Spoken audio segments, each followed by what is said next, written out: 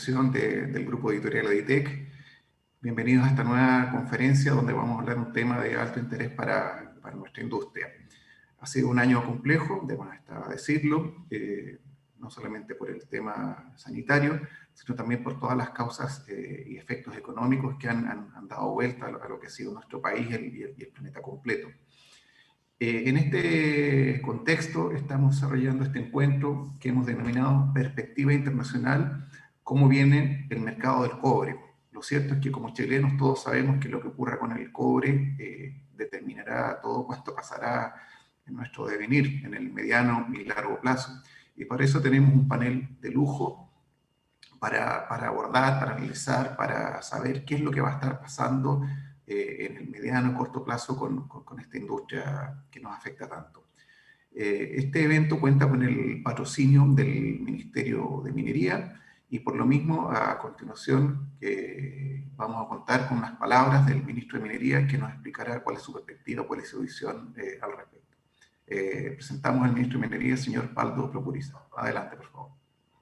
Muy buenos días. Quiero comenzar estas palabras agradeciendo al presidente del grupo editorial Editec, don Ricardo Cortés, a su gerente general, don Cristian Solís, y al editor general, don Pablo Bravo, por invitarme a participar de esta conferencia online sobre proyectos mineros y la reactivación en marcha. Al mismo tiempo, envío un especial saludo y reconocimiento a la revista Minería Chilena, que está cumpliendo nada más ni nada menos que 40 años de existencia, y que durante tanto tiempo ha sabido acompañar a la minería y al sector informando de manera veraz para un mejor entendimiento de los chilenos de esta actividad económica tan noble. Aprovecho además para saludar a los panelistas que participarán en esta interesante conversación en torno al sector económico más importante de Chile. Una de las reflexiones que deseo compartir esta mañana es que el mundo enfrenta la peor pandemia de los últimos 100 años que nos ha afectado desde el punto de vista humano, sanitario y económico, debido a la paralización de importantes sectores productivos y de servicios. Frente a esto, la minería es una de las pocas actividades económicas que se ha mantenido en pie, operando bajo estrictas medidas de seguridad, con una baja tasa de contagios de sus trabajadores que alcanzó a solo el 2% en sus peores momentos. Todo ello producto de un gran esfuerzo en conjunto de trabajadores y trabajadoras, de empresas y también del gobierno. Y del mismo modo, como ministerio, en conjunto con el sector, hemos realizado un trabajo temprano, permanente y responsable para enfrentar cada uno de los efectos de esta pandemia. Bajo esta premisa, aprovecho esta oportunidad para realizar un reconocimiento a la minería chilena en general por su cultura de seguridad e incorporar oportunamente las medidas necesarias para resguardar la salud y la vida de sus trabajadores. En este contexto, se han aplicado estrictos protocolos sanitarios en su faena, declaraciones de salud, controles de temperatura, testeos masivos y distanciamiento social. Todo este sistema lo han pedido y lo hemos enviado como ayuda varios países de Latinoamérica. El protocolo de sanidad y de seguridad de la minería chilena ha sido un elemento de exportación. Por otra parte, el Cernagiomín ha hecho una fiscalización exhaustiva a las faenas mineras para asegurar a los trabajadores que no se van a contagiar en sus puntos de trabajo. Todo este gran esfuerzo que ha realizado el sector minero nacional a través de sus ejecutivos, trabajadores, proveedores y el gobierno ha permitido que parte importante de las familias chilenas que lo han pasado mal en el plano sanitario, social o económico, producto de la pandemia, puedan quedarse en sus casas y recibir el apoyo del Estado. De hecho, estamos convencidos que esta actividad será indispensable para cumplir muchos de los compromisos que el gobierno del presidente Sebastián Piñera adoptó frente a la pandemia por más de 30.000 millones de dólares y que de lo contrario no se podrían financiar, ya que el sector minero será una palanca de ayuda y recuperación para el periodo post-coronavirus de Chile. En resumen, pocas veces se ha podido demostrar de mejor manera que la minería y los mineros no le fallan a Chile.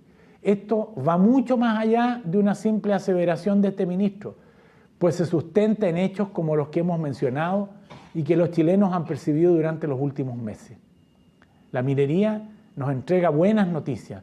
En momentos en que enfrentamos los efectos de esta dura crisis sanitaria, quisiera relevar el rol fundamental que ha cumplido la minería en Chile y recalcar que no debemos olvidar que hace 30 años atrás el 40% de la población del país vivía bajo la línea de la pobreza.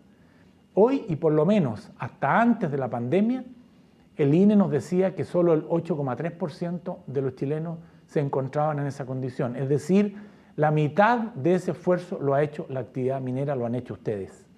Asimismo, nuestro país ha podido desarrollar durante décadas una industria minera de nivel mundial que ha generado enormes riquezas para todos los chilenos, ya sea a través de los empleos directos e indirectos o por los ingentes recursos que la minería ha aportado al fisco en impuestos que solo en los últimos 20 años asciende a 108.000 millones de dólares. Estos recursos han permitido financiar múltiples programas sociales que han mejorado ostensiblemente la calidad de vida de millones de chilenos. Incluso en este año de dramática crisis económica por la pandemia, la minería entregará al fisco casi 3.000 millones de dólares. Es un hecho indesmentible entonces que el enorme progreso económico y social de nuestro país de los últimos 30 años, el mayor en sus 210 años de historia republicana, ha sido posible en gran parte gracias a la minería. Esta mañana también quisiera destacar las positivas cifras que ha registrado la minería este año pese a los efectos del coronavirus.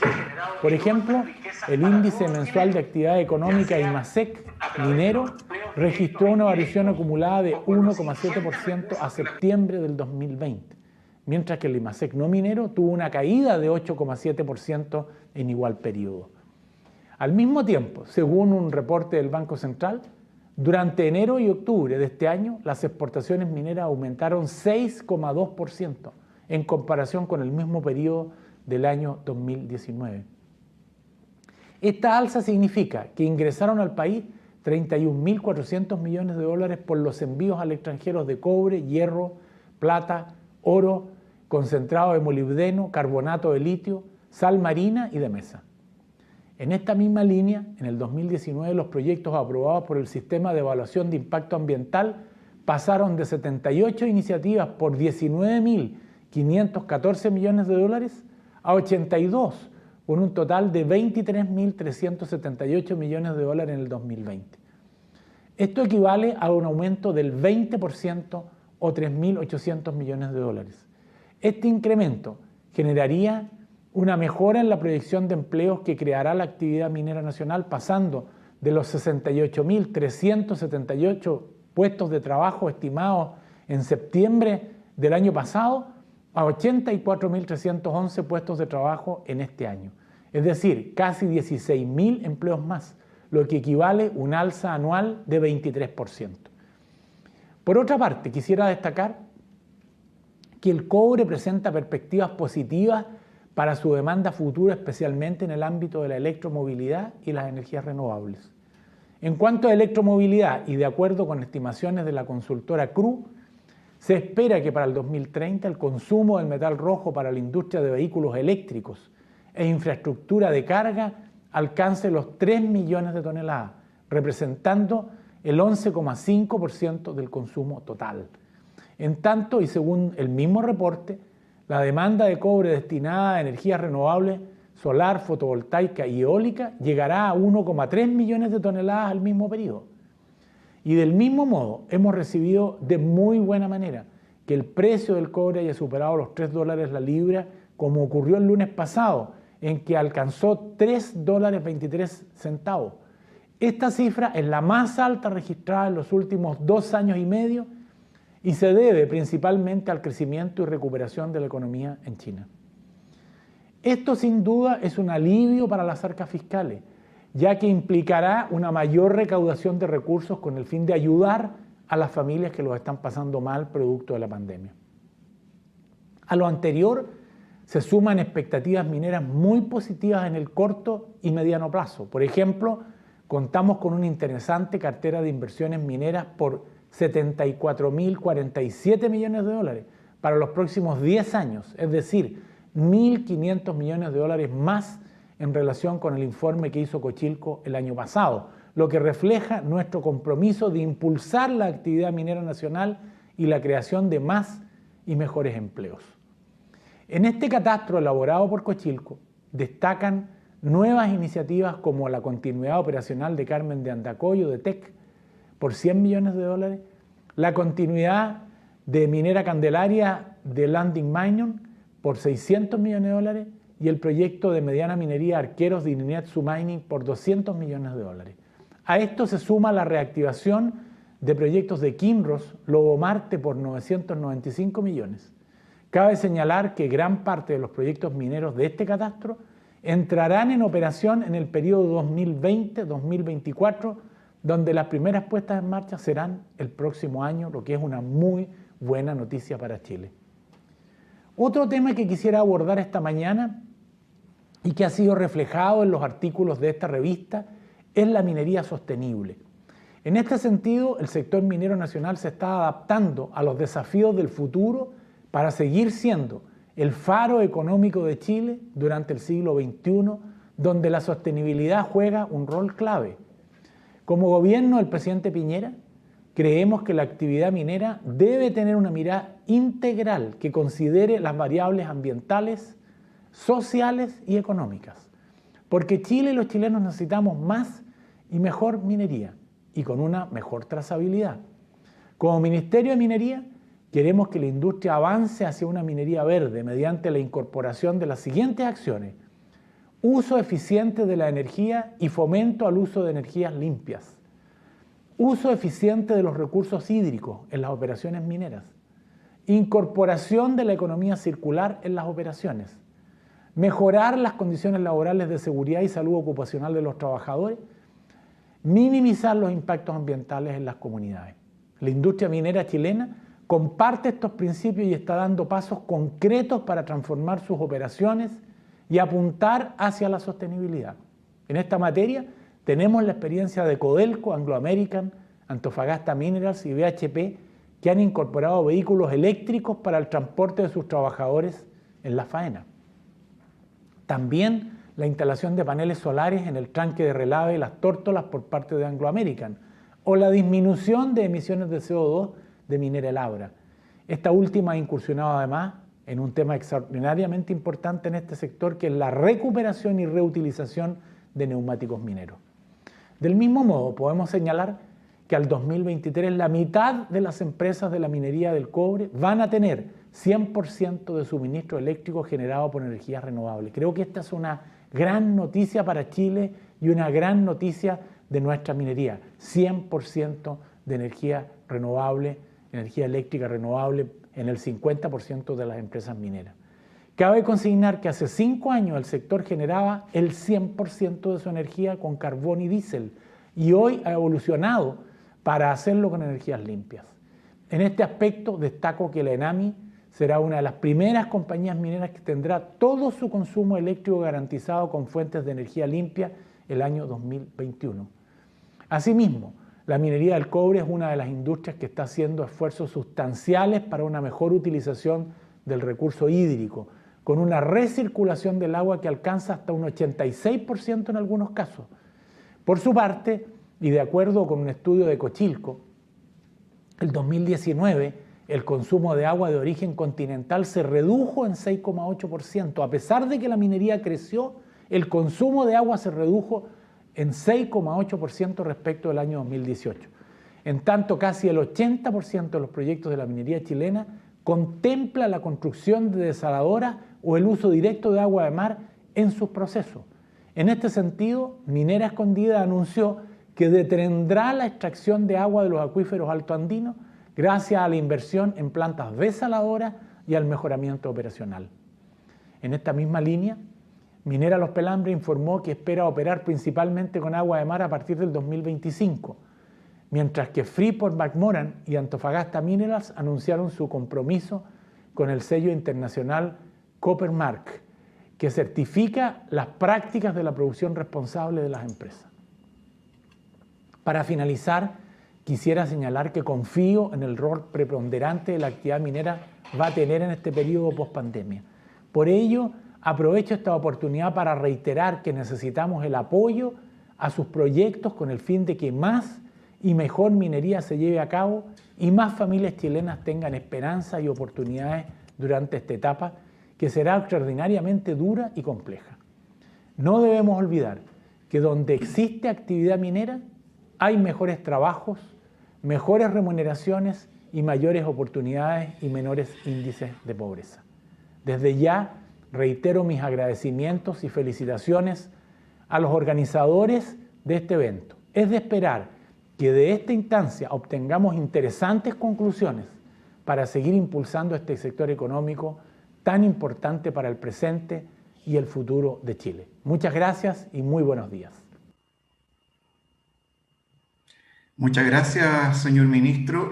Nos quedamos con sus palabras respecto de las perspectivas interesantes, optimistas para el mercado del cobre. Y como bien decíamos, este es un tema más que apasionante para nuestro país minero por excelencia. Y para conversar de esto, hoy día tenemos un panel de lujo. Tenemos un verdadero Dream Team de analistas, de especialistas en lo que respecta a la visión de lo que va a pasar con el cobre. Los quiero presentar.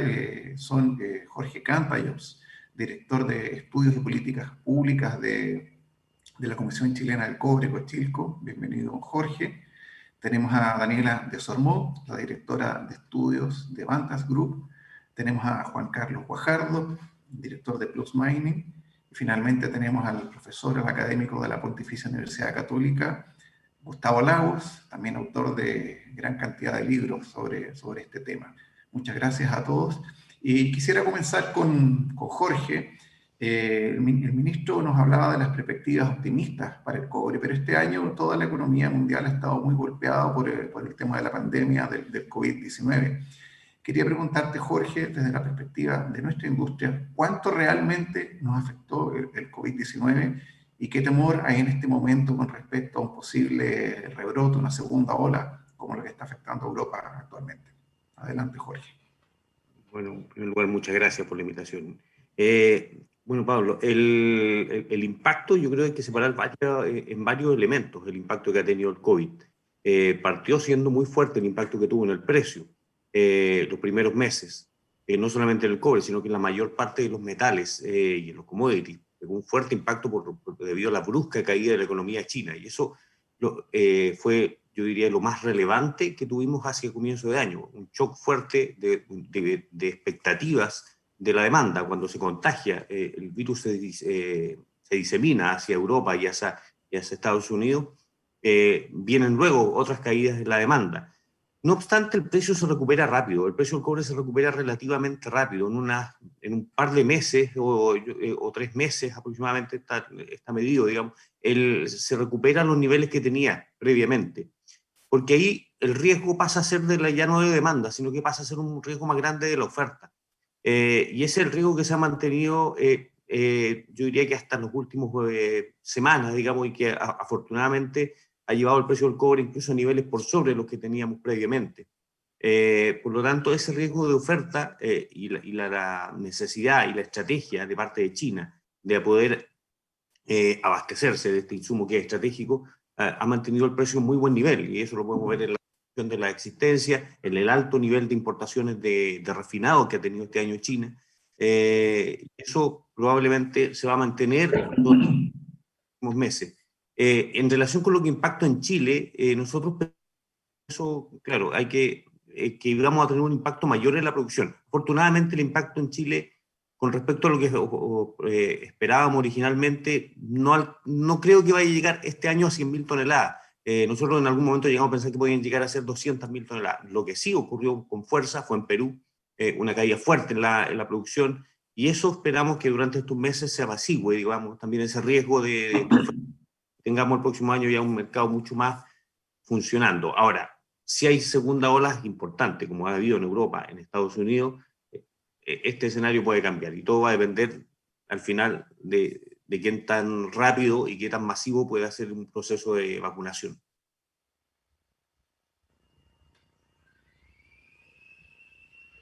Gracias, Jorge. Bueno, terminas tus palabras ahora en este inicio mencionando a Estados Unidos. Y quisiera preguntarle al profesor Gustavo Lagos, precisamente sobre Estados Unidos, un país que de una u otra manera tiene tanto que ver con la economía, con el tema del cobre, con la minería a nivel global. Y comenzaremos el próximo año con un nuevo presidente en Estados Unidos. Gustavo, ¿cómo ves este factor para la industria del cobre, para el precio? Pablo, muchas gracias por la invitación. Muy contento de estar acá. Eh, yo soy bastante optimista respecto a Estados Unidos, a pesar de todo lo que estamos viendo en estos días, ¿no es cierto? Y espero que se pueda recuperar rápidamente, ¿no es cierto?, la normalidad en Estados Unidos y que el presidente electo Biden pueda asumir sin mayores contratiempos. Como lo demostró ya la bolsa norteamericana, la elección de Biden no modificó, al contrario, estimuló la bolsa de valores en Estados Unidos. Y fíjate que la bolsa ha sido muy importante, el comportamiento de las bolsas en Estados Unidos ha sido muy importante para el precio de los commodities a nivel mundial y para las bolsas a nivel mundial. Es cierto que el peso que tiene China es inmenso, ¿no es cierto? Pero Estados Unidos ha demostrado este año que en realidad ha comandado una parte muy importante de la recuperación mundial, que se produjo a partir del 23 de marzo pasado, con la intervención del Banco Central Americano, de la Fed, ¿no es cierto? Y 4 días después con el voto del Congreso de $2 trillones. Eso fue lo que revirtió todas las bolsas del mundo y revirtió el precio del cobre, y desde ahí en adelante hemos visto un progreso fantástico, que nadie se lo esperaba. Porque conversábamos antes de comenzar, digamos, esta transmisión, que nadie predijo, nadie pensaba cuando estábamos en marzo, incluso en febrero, marzo, abril, nadie pensaba que íbamos a tener precios de $3,2 por libra este año. Y los tenemos. Entonces, eso grafica dos cosas. La primera es la dificultad de realmente pensar lo que va a pasar con el mundo y con los mercados, ¿no es cierto?, de aquí a unos meses más, un año más. Y ahora se ha apostado muy fuertemente, ¿no es cierto?, por la vacuna, que también las dos vacunas más próximas a entrar en aplicación vienen de Estados Unidos. Una apoyada por el gobierno federal y la otra no. Y las dos tienen resultados extraordinarios. Entonces, tú me preguntas, o me preguntan, digamos, ¿qué pienso sobre Estados Unidos? Yo tengo buenas perspectivas sobre Estados Unidos, pero hay que controlar la pandemia. La pandemia está absolutamente descontrolada en Estados Unidos. Estamos con 170.000 contagiados por día. Ayer murieron 1.700 personas en Estados Unidos. Y ese es el número más alto que se registra. Entonces, no hay que cantar victoria todavía. Yo creo que las perspectivas son muy buenas, pero hay que ponerle la mano firme al control de la pandemia en Estados Unidos. Y en Europa también. Pero en Europa tenemos gobiernos que están respondiendo a este desafío. Eso es lo que te podría decir por ahora. Gracias, Gustavo. En todo caso, uno se pone a pensar que cuando habla de Estados Unidos, lo que es el contexto internacional en los últimos años, inevitablemente uno también tiene que pensar en China. Los malos ratos, los dolores de cabeza que hemos vivido con esta guerra comercial de los últimos años. Y le quiero ceder la palabra a Juan Carlos, quien conoce mucho este país y que nos comente qué va a pasar con la nueva administración de Estados Unidos, su relación comercial con China, y a continuación de eso también cómo viene China, para efectos nuestros. Sí, hola Pablo, muchísimas gracias por invitarme a esta conversación. Es un gusto poder estar esta mañana. Bueno, China sigue demostrando una fortaleza bastante impresionante. La forma en que reaccionó ante la pandemia y cómo ha ido recuperándose económicamente ha marcado la pauta. Recordemos lo que pasó en la crisis del año 2008-2009, cuando el mundo se desplomó y China, con una intervención extraordinariamente fuerte, logró generar el crecimiento económico que estabilizó la economía internacional. En esta ocasión, si bien de formas distintas, yo diría que estamos presenciando algo similar. Es China el único país que va a tener un crecimiento económico positivo este año de los países relevantes. Por lo tanto, hay una base muy importante que viene de este país. Es muy interesante también comentar cómo los chinos han ido desplegando una política de separación de lo que fue el periodo de la globalización, que dominó la escena mundial desde el punto de vista político, económico, desde hace muchas décadas, ¿no? Con un liderazgo de Estados Unidos. Bueno, eso se ha ido resquebrajando y la crisis precisamente del 2008-2009, de mi punto de vista, acelera esa situación.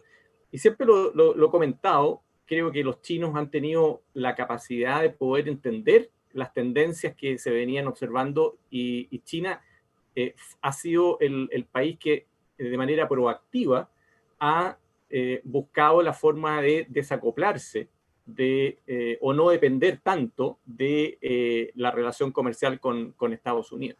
Eso tiene tremendas implicancias.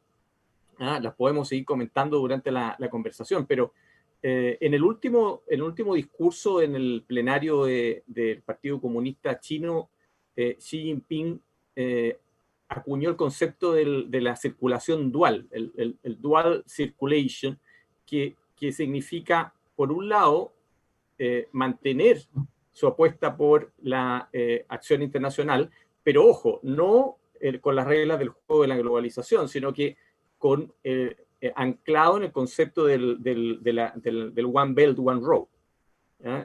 Ese va a ser el canal por el cual China va a mantener una presencia internacional, que es lo que corresponde para una potencia de ese tamaño.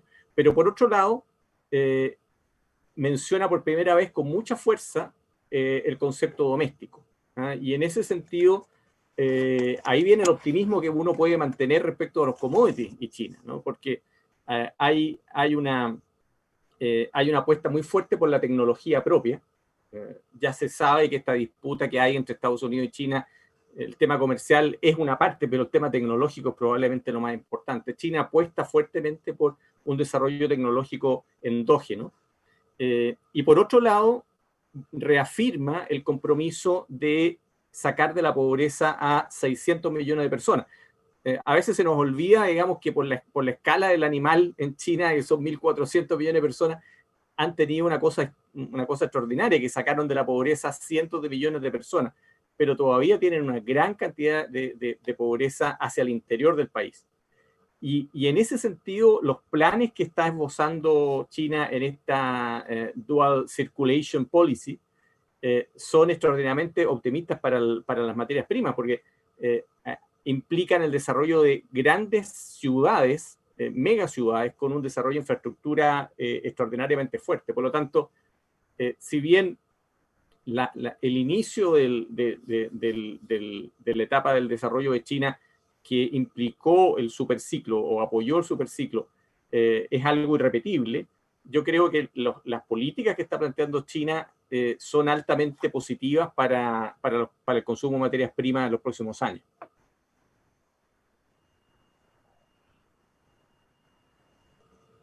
Gracias, Juan Carlos. Lo cierto es que cuando hablamos de cobre parece inevitable hablar de China. Es como que estuvieran destinados a permanecer juntos ambas palabras durante mucho tiempo.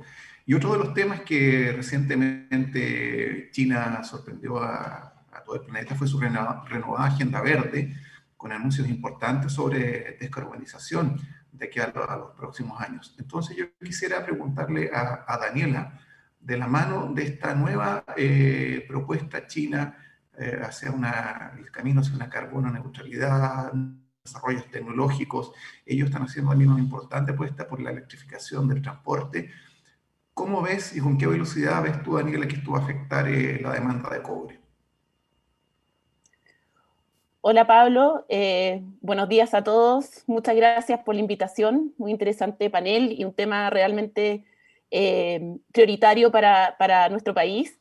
Efectivamente, el tema ambiental hoy día está dominando la agenda.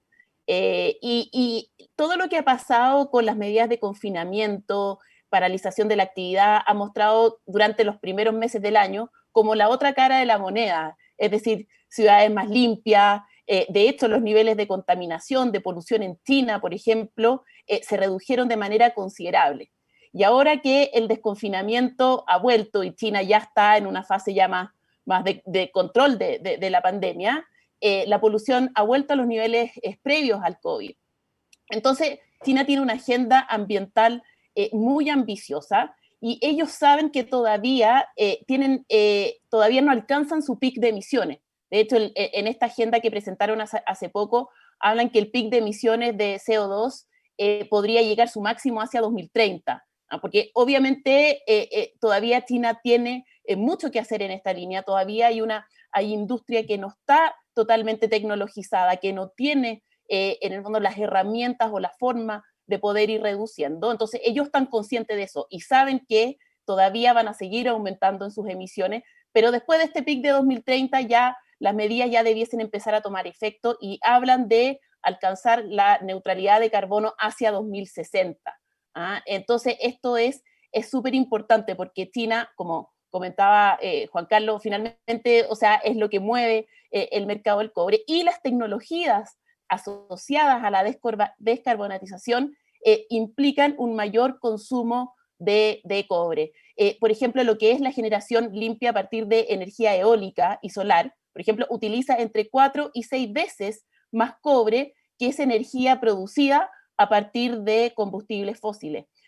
Hoy día las renovables representan más o menos entre un 15, un 18% de la matriz energética y se espera que hacia 2030 a nivel mundial las renovables alcancen un 30%. Dentro de China las renovables son un 15% hoy día de la matriz energética. O sea, hay un espacio gigantesco en este segmento para crecer y esto podría llevar, como decía el ministro, hacia 2030 hablar de 1 o 2 millones de toneladas de cobre adicionales por estas energías que requieren más uso de cobre. Y por otro lado está la electromovilidad. Nosotros ya, la electromovilidad no es algo nuevo, lo vemos ya hace varios años, y claramente con el tema de la pandemia y con la crisis que hemos vivido, esta recesión mundial que estamos viviendo este año prácticamente no tiene precedentes. No es como la crisis que vivimos el año 2008, que fue un shock, digamos, endógeno del sistema financiero que partió en Estados Unidos y que de ahí se traspasó hacia el resto del mundo. Este fue un shock exógeno que nos llegó a todos por igual, partió primero en Asia y después con rezago ha llegado a esta parte del mundo. Entonces es una crisis sin precedentes y que obviamente tuvo un efecto en lo que es el mundo de la electromovilidad. Hoy día un auto eléctrico todavía es considerado como un bien semi de lujo por su costo, por tanto, ante aumentos en el desempleo, caída de los ingresos permanentes de las personas, obviamente la gente deja de comprar este tipo de auto. Entonces hemos visto un retroceso. O sea, de hecho, las ventas de autos eléctricos en China la primera mitad del año cayeron cerca de un 30%. Pero esto mirándolo en perspectiva sigue. Y a pesar de toda esta pandemia y esta situación que estamos viviendo, los gobiernos mantienen sus objetivos bastante ambiciosos en términos de alcanzar metas de electromovilidad y obviamente China lidera esto. Un auto eléctrico tiene entre 3,5 y 4 veces más cobre que un auto a combustión. La mitad de ese cobre se encuentra en la batería del auto. La industria de baterías tiene perspectivas de crecer a tasas del 15% promedio por año. Hoy día la industria de baterías está en un constante y permanente avance todavía, porque todavía se está buscando cuál es la composición óptima de materiales que hace que la batería tenga una mejor performance, un menor costo, una mayor estabilidad. Pero el cobre, de eso no cabe duda, que va incorporado en estas tecnologías y que también podría representar, si pensamos hacia 2030, que ese año se fabriquen alrededor de 25 a 30 millones de autos eléctricos, eso podría significar 5 millones de toneladas adicionales de cobre. Así que las perspectivas y los fundamentos en demanda por esta agenda verde que está impulsando China, pero también el resto del mundo, y que va a estar siendo potenciada también por Estados Unidos. Acá un poco vuelvo a lo que comentaba Gustavo con respecto a la política de Estados Unidos, que también sabemos que los demócratas impulsan también la agenda verde, va a ser importante para el desarrollo futuro del cobre.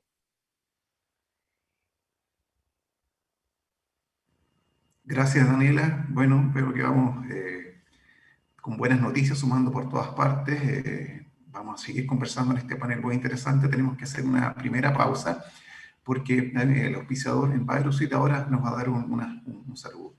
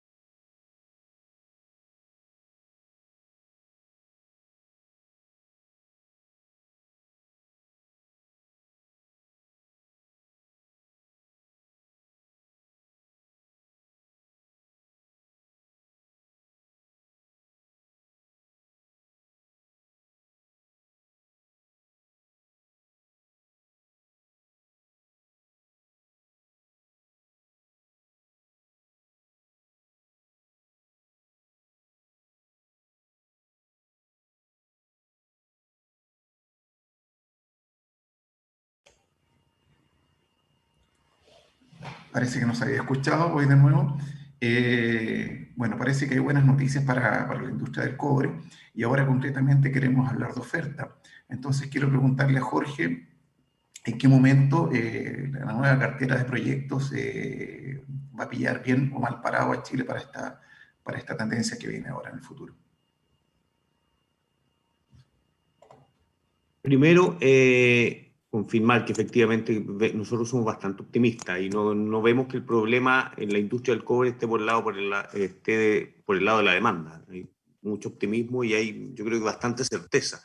El desafío lo está por la oferta, claramente, y el desafío está particularmente por la oferta de cobre de mina, que tiene que competir, digamos, contra otra oferta de cobre secundario. Y en ese sentido, lo que ocurre con Chile es que efectivamente tenemos una cartera bastante robusta y bastante importante de proyectos que podrían hacer crecer la producción de cobre significativamente en los próximos años, perfectamente llegar a pasar alguna vez los 6 millones de toneladas y alcanzar los 7 millones, perfectamente. Existe el potencial. Por lo tanto, el desafío está en cómo concretamos. El ministro mencionó muy bien, digamos, se está trabajando y hay proyectos importantes que se van a expandir y que y proyectos, algunos nuevos, por ejemplo, Quebrada Blanca, derechamente es un proyecto nuevo, y que van a aumentar la oferta de Chile.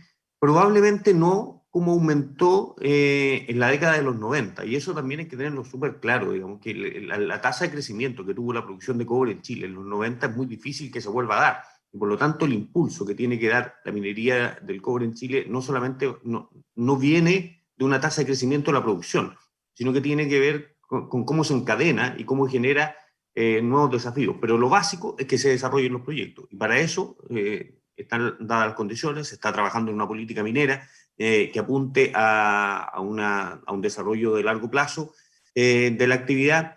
Sin duda que hay desafíos, sin duda que hay riesgos también propios de la actividad, y algunos también que se han incorporado al desarrollo. La actividad no va a ser fácil concretar esos proyectos, pero el desafío de la política pública es generar las condiciones para que esos proyectos se puedan materializar de la mejor manera, y como muy bien se dijo también, con una mirada sostenible de la minería. Hoy día la minería o es sostenible o no tiene opción, digamos. O sea, no hay vuelta atrás en eso, afortunadamente. Lo que hay que ver es cómo eso también sirve para encadenar y generar valor.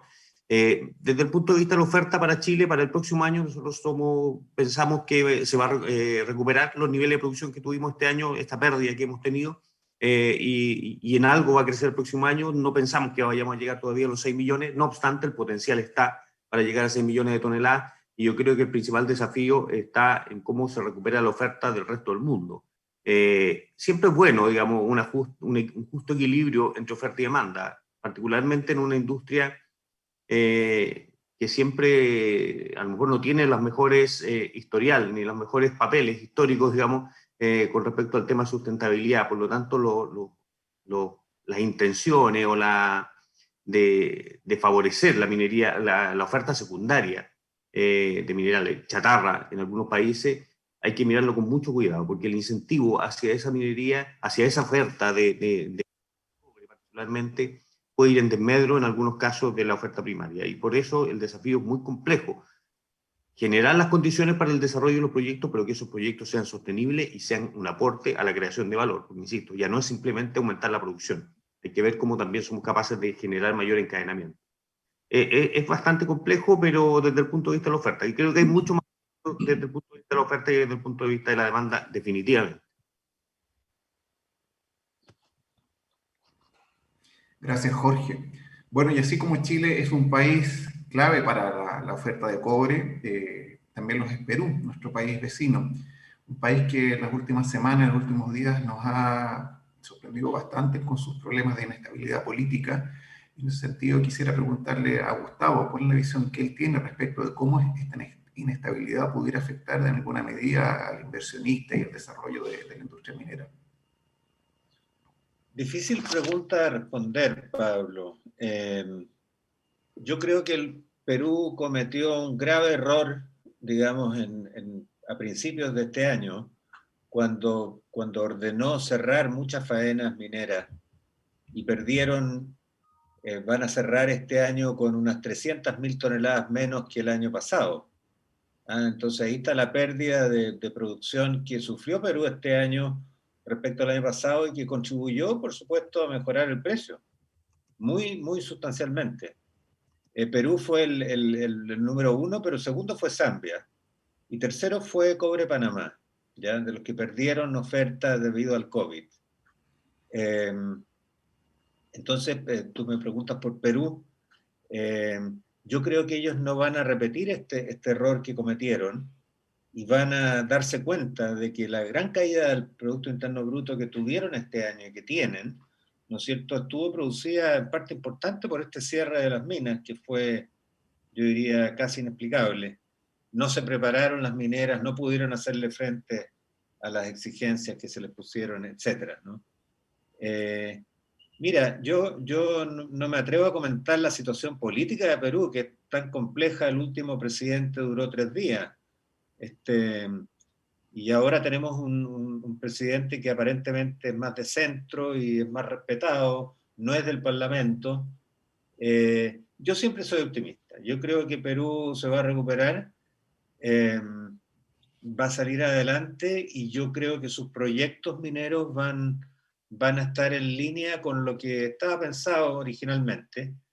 Quellaveco tiene que entrar en producción, si mal no recuerdo, este otro año o en 2 años más, ¿no es cierto?, junto con Quebrada Blanca y Spence, de tal forma que ahí vamos a tener una mayor oferta a nivel mundial, que va a impactar el precio, obviamente.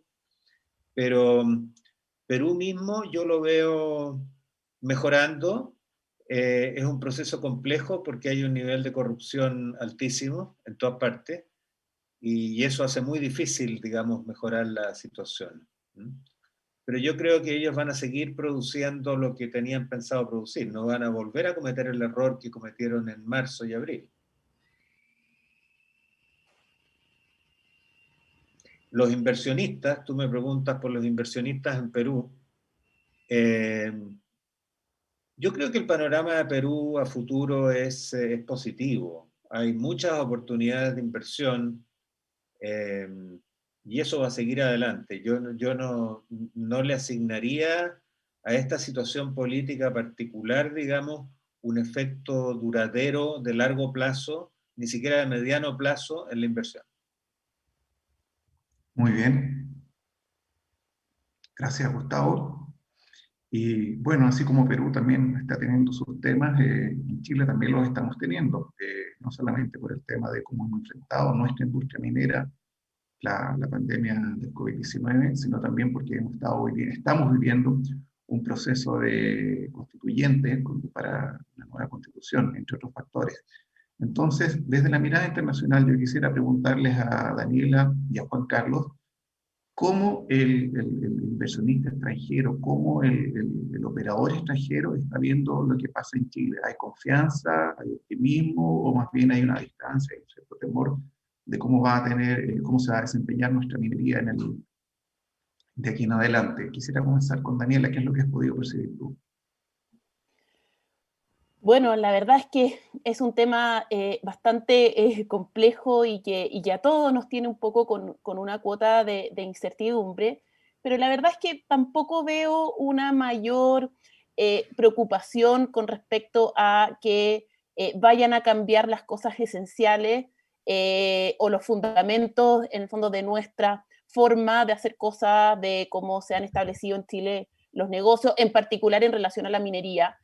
Obviamente hay ciertas preocupaciones con respecto a temas más específicos, que son temas que ya se venían conversando, que ya generan cierta inquietud, como por ejemplo temas de agua, temas de glaciares, en general temas de propiedad, pero no veo una gran aversión, por así decirlo, por parte del mundo de los inversionistas. Yo veo en general una mayor preocupación por los conceptos que ya hemos conversado que tienen que ver con la sustentabilidad de la industria, de cómo hacer que esta industria a futuro se mantenga y que su aporte a la comunidad sea algo desde una perspectiva más global. Es decir, ya no estamos hablando de ser tener una operación que sea competitiva en términos de su costo y que en el fondo pueda tener más márgenes, sino que también de lo que es su aporte y de cómo se están haciendo las cosas.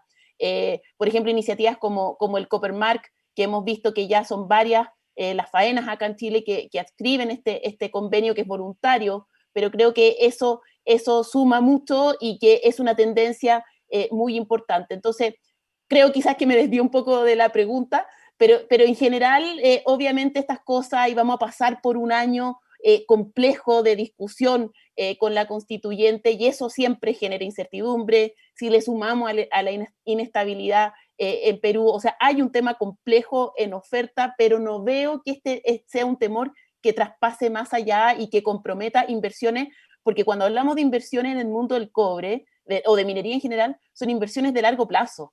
No estamos pensando en un año, estamos pensando en proyectos con una vida útil de más de 10 años, inversiones que son billonarias en dólares. Entonces, no veo que ese horizonte de mayor largo plazo se esté viendo afectado por esta situación, a pesar de que obviamente va a generar ruido, va a generar cierta incertidumbre en el corto plazo.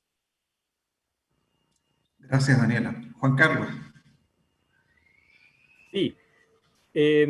Pablo, yo creo que los inversionistas están adoptando un enfoque de cautela, es decir, un wait and see, esperar a ver qué va a ocurrir. Los próximos años nos van a ofrecer sin duda un escenario de cambio importante, profundo. Yo suscribo esa visión, creo que estamos en un proceso de transformaciones bastante significativa, y que incluso creo que va más allá del propio país. Los acontecimientos en Perú, hay un cierto malestar extendido en América Latina, la misma situación en Estados Unidos. Creo que hay un fenómeno que es global, pero ciertamente en nuestro país tiene un grado de intensidad bastante alto. Por lo tanto, esas transformaciones que están ocurriendo y que tienen raíces profundas, me parece que están generando que los inversionistas tengan una aproximación cautelosa y prefieren esperar. Por lo tanto, me da la sensación de que en términos de los efectos concretos para nuestra minería, no creo que en los próximos 2 años veamos grandes decisiones de inversión. Sí creo que vamos a ver que proyectos van a avanzar, van a aprovechar este tiempo para avanzar en sus estudios, en su ingeniería, porque el tiempo obviamente no se puede desperdiciar. Pero llegar a decisiones de inversión, creo que va a haber un periodo de cautela hasta que haya mayores certezas, probablemente cuando exista una nueva constitución, y no solo eso, tal vez un periodo de implementación que permita saber a qué nos tenemos que atener, ¿no? Gracias, Juan Carlos. Es momento de realizar una nueva pausa. Vamos con el saludo de nuestro auspiciador, CBB Cales. Más que nunca la minería en CBB Cales. Llevamos más de 30 años acompañando su desarrollo y estamos a la altura del desafío con una triple certificación de nuestros procesos. Contamos con la mayor capacidad instalada de la región y llegamos a donde nuestros clientes lo necesiten. Contamos con el único centro de aplicaciones de cal de la región sur de Sudamérica para asesorar a nuestros clientes y brindar soluciones únicas. Y porque somos más que cal viva, también hemos desarrollado soluciones innovadoras para nuevos mercados. CBB Cales, miembro del grupo CBB.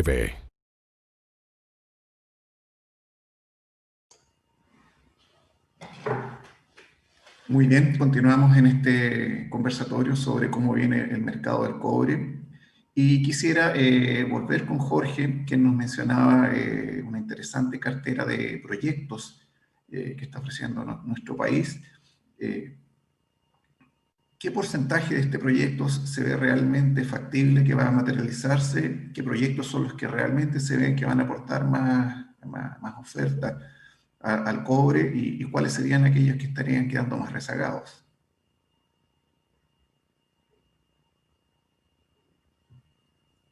Un poco en línea con lo que mencionaba Juan Carlos, yo creo que los proyectos, y Gustavo un poco antes, que hay proyectos que ya están bastante avanzados y esos proyectos ya van a generar, hay mucha certeza. Nosotros estimamos que más del 50% de la cartera, que nosotros estimamos de 74.000 millones de dólares, pero es una cartera que no solamente estamos hablando de cobre. Es interesante mencionar que se están reactivando proyectos de hierro y proyectos de oro, que durante varios años estuvieron, por condiciones de mercado, bastante rezagados.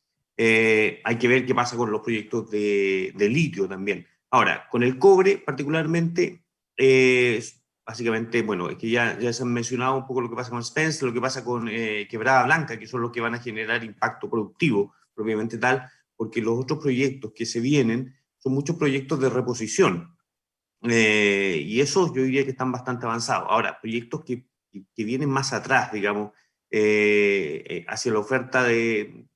yo coincido un poco con lo que plantea Juan Carlos, digamos. No quiero mencionar algunos en particular, más allá de que en nuestra cartera sí están mencionados, digamos, con una condicionalidad menor, pero yo creo que es muy válido lo que dice en el ámbito de decir que las condiciones actual de incertidumbre global, que también se traduce en incertidumbre local, van a llevar a que esos proyectos, probablemente la decisión de inversión se demore un poco más. No obstante, hay una condición que es el precio. Y muchas veces el precio termina por acelerar decisiones de inversión. Ahora, insisto, en cuanto a la oferta, nosotros vemos que los que van a impactar positivamente desde el punto de vista de la oferta más grande, obviamente, son Quebrada Blanca, la expansión de Spence.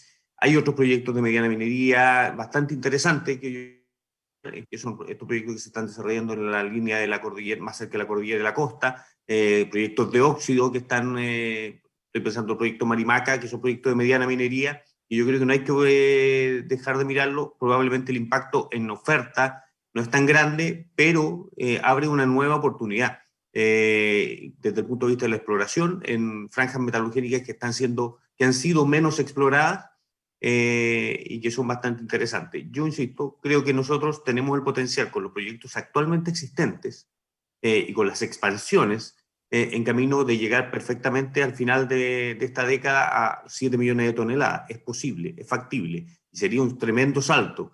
Pero hay un par de proyectos que todavía están en condiciones de menor certeza y que son los que podrían darse. Ahora, en el caso particular, yo creo que es importante mencionar lo que pasa con Codelco también. Codelco ha avanzado bien. Hay buenas noticias, al parecer, con lo que puede pasar con el proyecto Rajo Inca, y eso sería también positivo desde el punto de vista de oferta nueva, oferta más permanente desde el lado de Codelco. Está el proyecto de los bronces, que podría ser otro proyecto que genere un impacto significativo en la oferta, sobre todo considerando que si no se hace, el impacto puede ser muy significativo también en la caída. Eso es lo que vemos para los próximos años con respecto a los proyectos.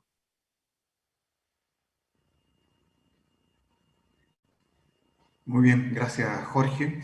Y ahora quisiera dejar una pregunta un poco abierta, Gustavo, Daniela, Juan Carlos, respecto si se nos está escapando algún driver que no hayamos todavía considerado en esta conversación que vaya a afectar al precio del cobre y que sea una tendencia nueva.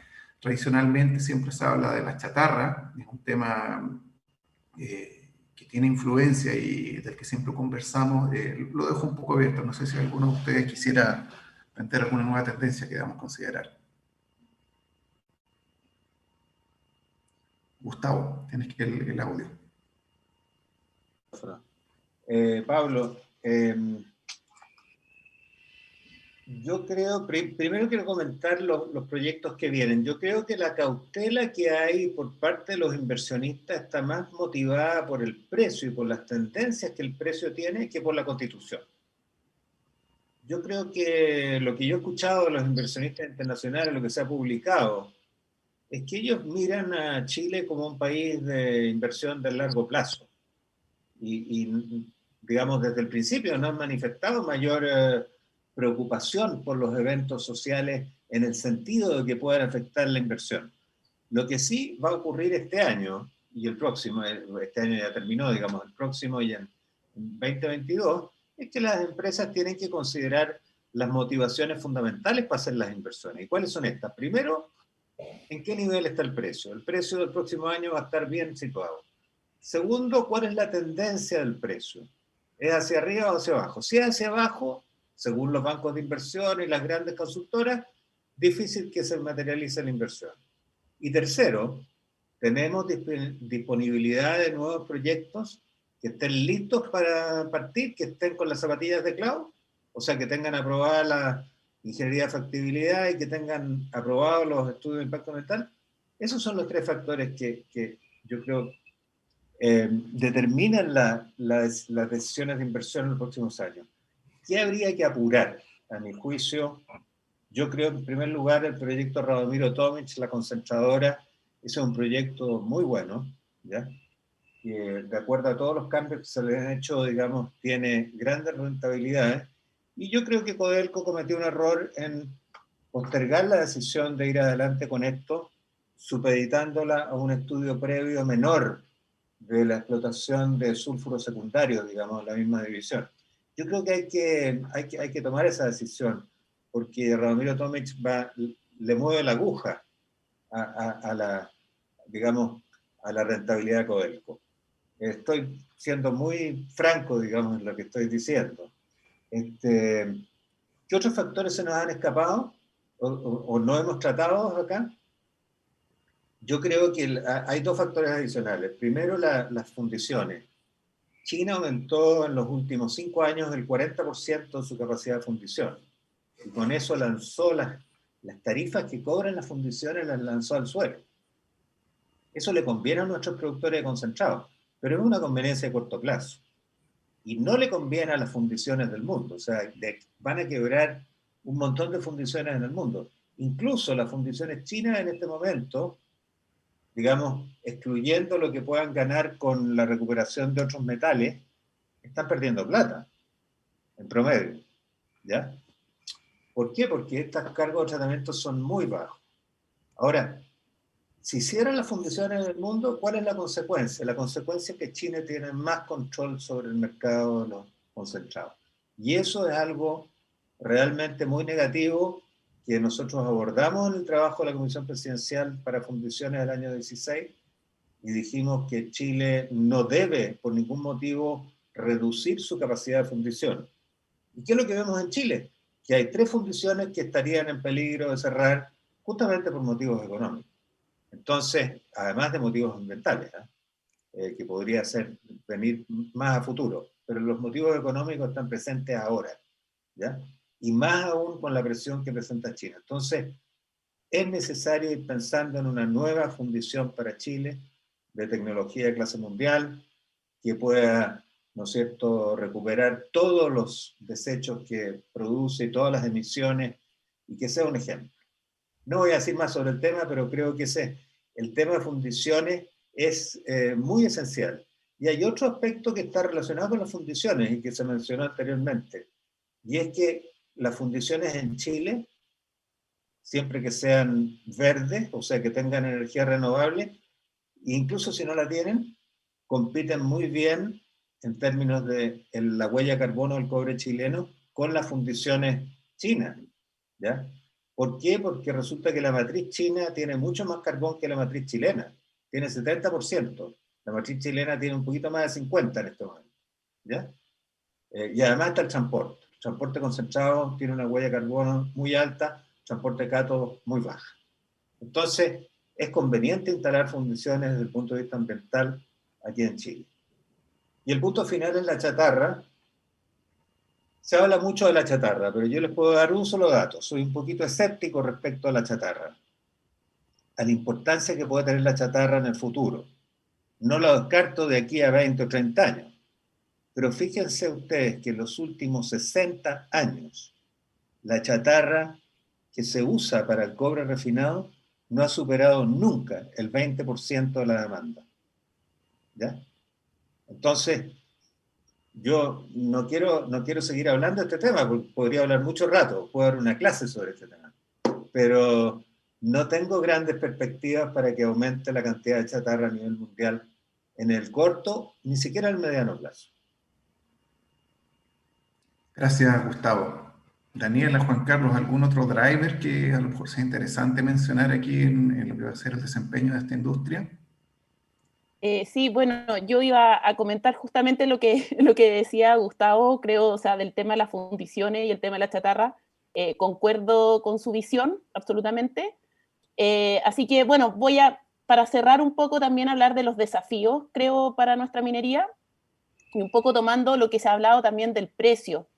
Efectivamente, el precio, obviamente, es una variable súper relevante a la hora de proyectar un flujo de caja y sacar el van de un proyecto, ¿cierto? Pero en el mercado del cobre el precio es algo que es exógeno, o sea, no hay ninguna posibilidad de poder controlar, y de hecho, si uno mira para atrás cómo han sido las proyecciones, prácticamente nadie le ha apuntado, son muy pocos los que con suerte, digamos, le han podido apuntar. A comienzo de año no imaginábamos jamás que íbamos a estar terminando el año con un precio que está por ahora por sobre los $3,2, aún en un contexto de pandemia. Seguimos en pandemia con estos precios. Entonces, si uno conversa con las empresas, ellos están conscientes de eso y dicen que ellos no pueden hacer nada con respecto al precio. La lección ya la aprendieron. Cuando tuvimos el año 2011 precios de $4 la libra, y en el fondo hubo un relajo por el lado de los costos, y después el precio cayó de manera bastante abrupta, y los márgenes se redujeron.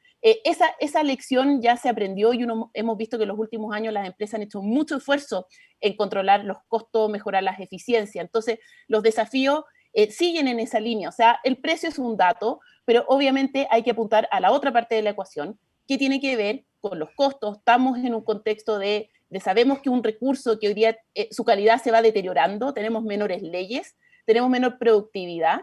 Por lo tanto, tenemos que hacernos cargo de esos mayores costos, pero además de su impacto el impacto en el entorno, y cuando hablamos del impacto no solamente el tema ambiental, sino que desde la perspectiva social de las comunidades, cómo esto conversa con todo lo que es la automatización de los procesos, recuperación de su producto, tema de reciclaje, en fin, son desafíos bastante complejos que creo que la industria minera un poco está obligado a hacer frente, y creo que ya uno ve ciertos indicios de que así lo están haciendo.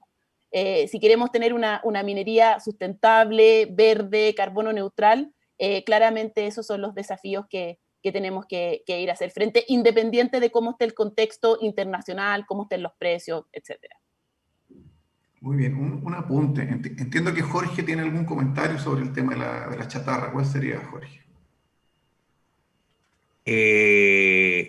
A ver, yo creo que hemos estado de acuerdo en absolutamente todo lo que hemos dicho. Por eso me gustaría simplemente polemizar un poquito con respecto a la chatarra, digamos.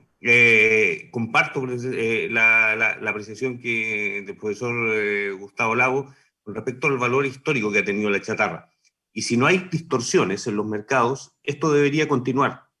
Lo que me preocupa es que se introduzcan algunas distorsiones en los mercados, precisamente, y que se están discutiendo en algunos foros internacionales, que apuntan a subsidiar la extracción de chatarra en desmedro precisamente de cargos, de impuestos a la industria primaria. Y esto no es una locura lo que estoy hablando, hay documentos de organismos internacionales que apuntan a eso.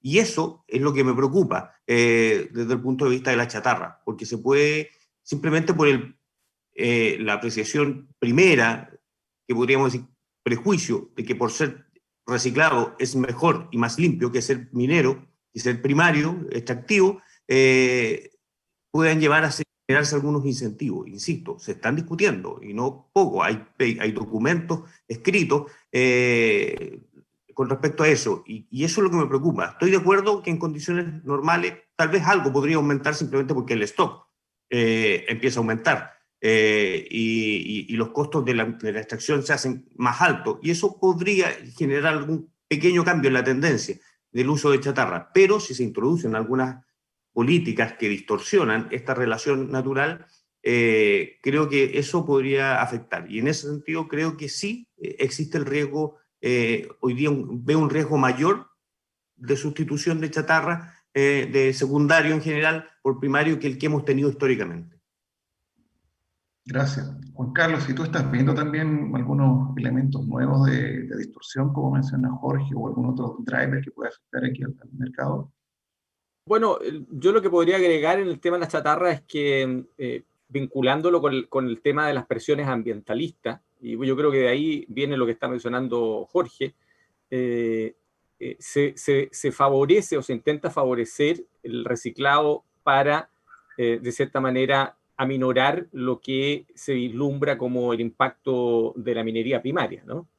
Entonces hay una tendencia efectivamente a revalorizar el componente reciclado dentro de la oferta, en desmedro de la oferta primaria. Entonces, claro, es algo a lo cual hay que ponerle atención, y refuerza la necesidad de trabajar fuertemente en la sustentabilidad de la operación de la minería, ¿no? Pablo, no sé si tengo un par de minutos para comentar el desafío Adelante. final que hiciste de los temas que no están en el radar.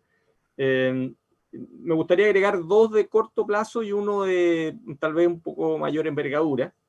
El próximo año hay dos eventos importantes en China que creo que van a dar mucha fortaleza a la demanda de cobre y de otros commodities. Es el 10º aniversario del gobierno de Xi Jinping, y además es el centenario de la fundación del Partido Comunista de China. Por lo tanto, como se dice, no se puede notar pobreza, ¿no? Yo creo que China va a intentar por todos los medios que el 2021 sea un año importante, un año fuerte, y eso hace augurar que la demanda va a estar bastante fuerte. El otro elemento de corto plazo que creo importante mencionar es que se está notando una tendencia en China al abastecimiento o al sobreestoqueo de commodities, especialmente metálicos. Y esto tiene raíces de diversa naturaleza, ¿no? Por los mismos planes ambiciosos que ya mencioné, pero también por razones geopolíticas. Creo que hay que tomar en cuenta que China está tomando algunas precauciones. Su volumen de consumo de metales es extraordinariamente alto, por lo tanto, si necesitan o si tienen temores respecto al abastecimiento, los volúmenes que pueden estar implicados en este sobreestoqueo son bastante considerables. Y el último tema es que si bien hoy vemos con muy buenos ojos todas estas políticas de estímulo que se están aplicando para enfrentar esta debacle que ha sido la pandemia en el 2020, yo la pregunta que me hago es cuáles van a ser las consecuencias de este tipo de políticas tan expansivas. Yo creo que tal vez, no quiero ser un poquito agorero, ¿no? pero en este minuto estamos tan enfocados en salvar de la crisis y en estabilizar la economía, que no nos estamos preguntando qué va a significar que estos planes de trillones de dólares, estas políticas de la Fed tan absolutamente laxas, cómo van a impactar, no hoy, no mañana, pero sí en un tiempo más, como hemos visto en anteriores crisis financieras más o menos considerables. Entonces, creo que es importante no perder de vista eso. Hoy la prioridad es estabilizar la economía mundial, pero hay se pueden incubar algunos riesgos no despreciables. Vale. Muchas gracias, Juan Carlos. Está súper entretenido el debate, apasionante. Podríamos seguir conversando largas horas sobre este tema, que además sabemos que tanto nos va a impactar en este país. Pero bueno, ya tenemos que ir cerrando, se va acercando la hora. Pero como bien decía el título de esta conferencia, cómo viene el mercado del cobre, yo creo que hay buena cantidad de auditores esperando en sus oficinas la pregunta del millón. Así que les quiero hacer a cada uno que se hagan que se la jueguen, cuál es su apuesta y bien al grano, cómo viene el precio del próximo año. Lo dejo abierto. Yo creo que va a estar, Pablo, por sobre los $3, con todo lo que estamos viendo ahora, pero no va a estar en 4, claramente. No lo veo en $4, ¿ya? Este año vamos a cerrar en 2.7, 2.8, ¿ya? Y yo creo que recién en 2022 podemos ver oferta nueva, porque el próximo año no hay mucha oferta nueva. Y la demanda se ve bien, como decía Juan Carlos, se ve bien, a pesar de que hay antecedentes de que China habría comprado 400.000 toneladas de cobre para su stock estratégico, ¿ya? Lo que significa que posiblemente eso influye en el consumo del próximo año. Pero el próximo año está pensado que el consumo aumente 4% a nivel mundial. Esas son las cifras que yo tengo. Cerca de 4%. Y eso es mucho. Pero eso va a recuperar lo que se perdió este año, ¿eh? Este año se perdió algo parecido. Entonces, aquí hay un compromiso. Yo tiendo a estar de acuerdo con Juan Carlos en que hay un optimismo tal vez demasiado desbocado a nivel mundial y que a lo mejor vamos a tener que ajustarnos más adelante. Pero el próximo año lo veo bien. Entonces Gustavo dice que sobre 3 de todas maneras, aunque no llegaremos a 4, para resumir. No, yo creo que vamos a estar bajo 3.50 también. Vale. Daniela, ¿cuál es tu pronóstico? Sí, entre los 3,2 más o menos, importante porque desde el año 2014 que no tenemos promedio arriba de los $3, ya estábamos acostumbrados a andar en el terreno de los 2.7, 2.8, así que hablar de un promedio de 3.15, 3.20 para el próximo año es algo bueno para nuestra economía, obviamente, pero con alta volatilidad. O sea, probablemente también tengamos episodios con precios de cobre bajo los $3, y aquí en el cortísimo plazo la principal fuente de incertidumbre es el tema de las vacunas. Mientras no tengamos controlada la pandemia con las vacunas, que no solamente está en la efectividad de la vacuna, ya las que están, las 2 o 3 que están, tienen más del 90%, pero también cómo va a ser la distribución. Hay temas bien complejos en la distribución de las vacunas. Entonces, mientras no tengamos resuelto ese tema, vamos a ver una alta volatilidad en el precio del cobre, pero si hablamos de promedio rango, entre los 3 y 3,2 dólares. Juan Carlos. Sí, bueno, creo que por todo lo que se ha conversado, por el análisis que uno puede realizar, yo creo que efectivamente el precio va a estar alto el próximo año. Yo veo un precio en torno a 3,3, 3,4 el próximo año.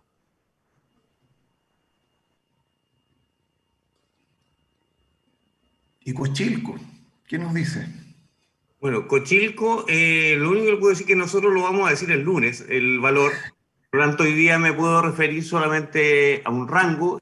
Soy un poquito menos optimista que el resto de los panelistas. Básicamente porque vemos una proyección de la demanda un poco menor que el 4% que pronostica Gustavo. Nosotros lo vemos más cerca de 2,9 y que a lo mejor llega a 3, y vemos una expansión de la oferta, no porque haya una nueva oferta, efectivamente, sino que porque hay recuperación. No estamos subiendo disrupciones nuevas. Y eso podría, o sea, estamos subiendo las normales, digamos, pero no nuevas, como sí ocurrió este año, que probablemente muchos se van a poner las pilas, digamos, para tratar de alcanzar metas que no se pudieron cumplir este año. Y otro factor que veo, que ya lo mencioné antes, tiene que ver con la chatarra. Este año hubo una reducción. De hecho, efectivamente, la chatarra este año cayó significativamente, y no fue más, con suerte, un 15% de la oferta. Y eso tiene que ver precisamente con las condiciones de restricción y de restricción a la movilidad que hubo en Europa. Principal fuente de chatarra, digamos, viaja a China o a los países del entorno de China a ser refinada muchas veces. Y eso podría generar, por lo tanto, se generó un stock y probablemente vuelva a los niveles más altos, más cerca del 20%, y eso podría generar también un incremento de la oferta, es decir, recuperación de los países que tuvieron paralizaciones, más un pequeño incremento de la oferta de chatarra, podría generar un balance que esté muy cercano al equilibrio, y si ese balance está cercano al equilibrio, nuestra proyección de precio está más cerca de los 3 que de los 3,5, de todas maneras. De acuerdo, Jorge, muchas gracias. Muy bien, amigos de Minería Chilena, de esta manera estamos terminando este muy interesante conversatorio que hoy hemos tenido, que ha contado con el patrocinio del Ministerio de Minería y con el auspicio de Envirosuite y CBB Cales. Hemos tenido una exposición muy completa del ministro de Minería, señor Bardo Procuriza, y hemos contado con los análisis del director de Estudios y Políticas Públicas de Cochilco, Jorge Cantallops, de Daniela de Sormón, directora de Estudios de Vantas Group, Juan Carlos Guajardo, director de Plus Mining, y por supuesto con las opiniones, con los planteamientos del académico Gustavo Lagos. Muchas gracias a todos, los invitamos a seguir en Minería Chilena a través de nuestro portal, a través de nuestra revista mensual y por supuesto también a través de nuestras redes sociales. Muchas gracias y nos veremos en una próxima oportunidad.